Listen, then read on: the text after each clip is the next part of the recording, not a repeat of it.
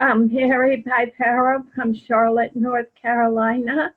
I've been involved with the local support group here for 31 years, leading it for 21. In addition, I've been proud to serve as NSDA Support Services Director for 15 years. My heart is in the support and of our NSDA mission.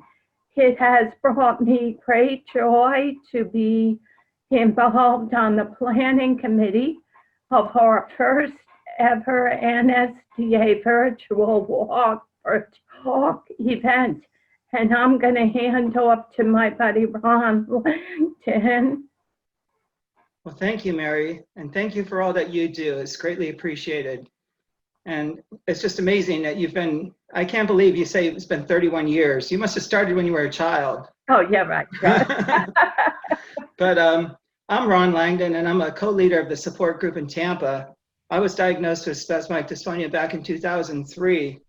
And the best thing that happened to me at that point in time was when I found a support group, because for a while I felt like I was alone. And it was such a lonely road. And to find people that had the same disorder, and it's been such a great thing for me, because these people are some of the most wonderful people in the world. And I've made some lifelong friendships through people meeting them at the support group.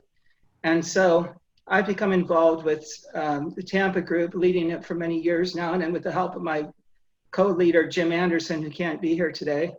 But we actually started a walk back in 2000, let's see now. 2011, it was December of 2011.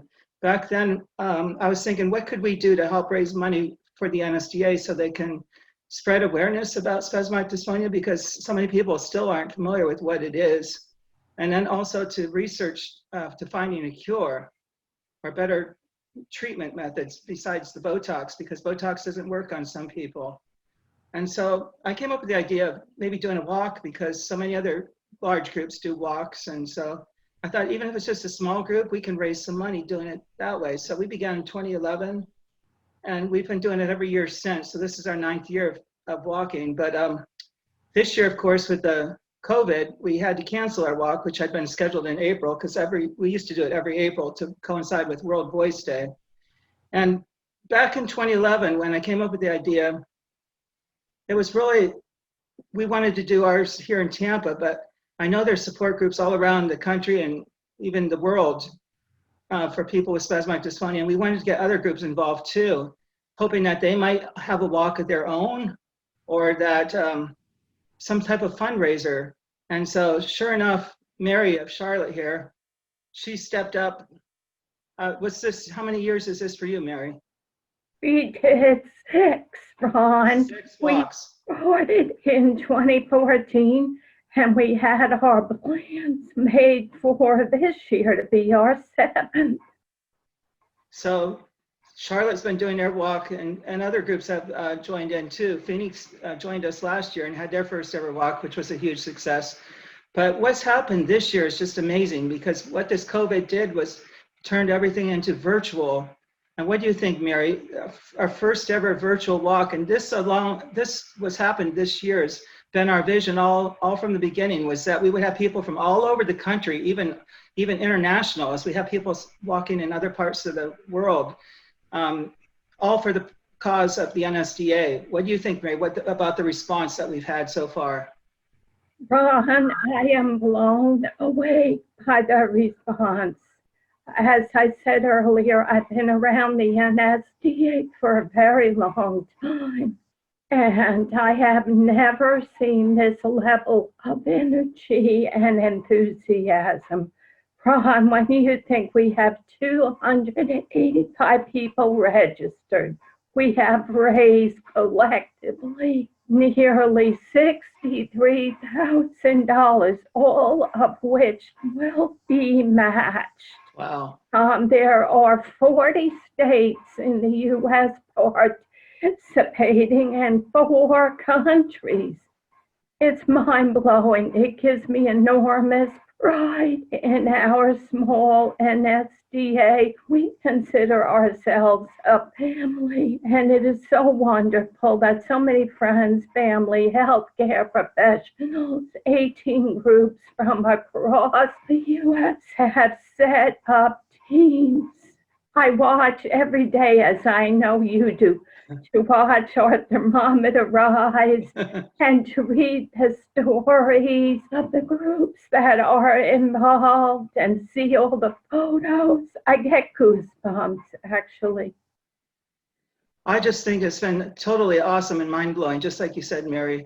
And the fact that our goal was 50,000, and we did this in such a short period of time, because I can't remember when we first started this, but it couldn't be more than about a month ago. 6 weeks, maybe. 6 weeks. So to see that total just go up so fast every day, and like you say, I check the total about probably at least a dozen times a day, if not more.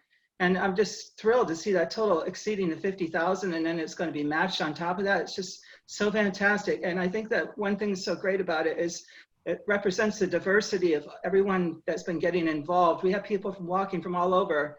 I know we have, it's neat, like you said, to see videos and pictures, because like we have Warren and his wife up in Minnesota where it's been 30 degrees and you see them walking outside with their coats on.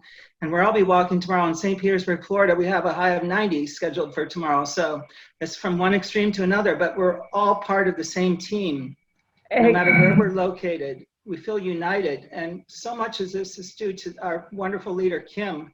I just can't give her enough credit for all that she's done to put this together. I know she's been going like nonstop for several days now.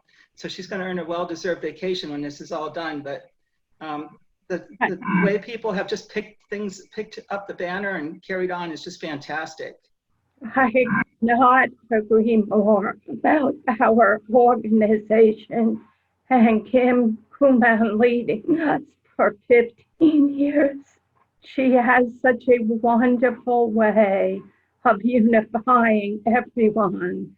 Her expertise, knowledge, and professionalism, but beyond that, her caring spirit, which so reflects our community. I just have great pride in the whole thing. And when you think about this year, how painful and difficult and isolated it's been for people, all of these NSDA Zoom calls have allowed us to meet so many wonderful people and bring more people into our community, Ron. It's awesome. That's true. And one thing, what do you think, Mary, about this? One thing I really like about this year is the fact that a lot of people have dogs and they've been taking pictures with their dog. And Kim came up with the idea of having the bandanas made for the dogs to wear.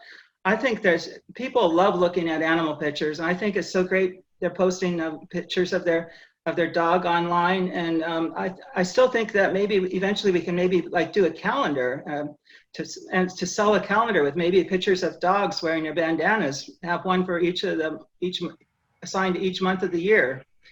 I heard you say that in a planning call about a week ago, and I was all in favor.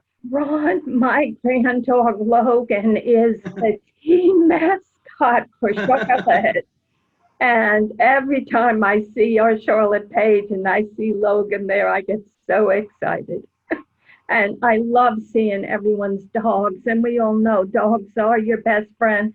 That's true. We have a cat in the bandana. I just think it's awesome. They love to walk. They need to walk. Sure. And, you know, walking is such an important part for people with stress.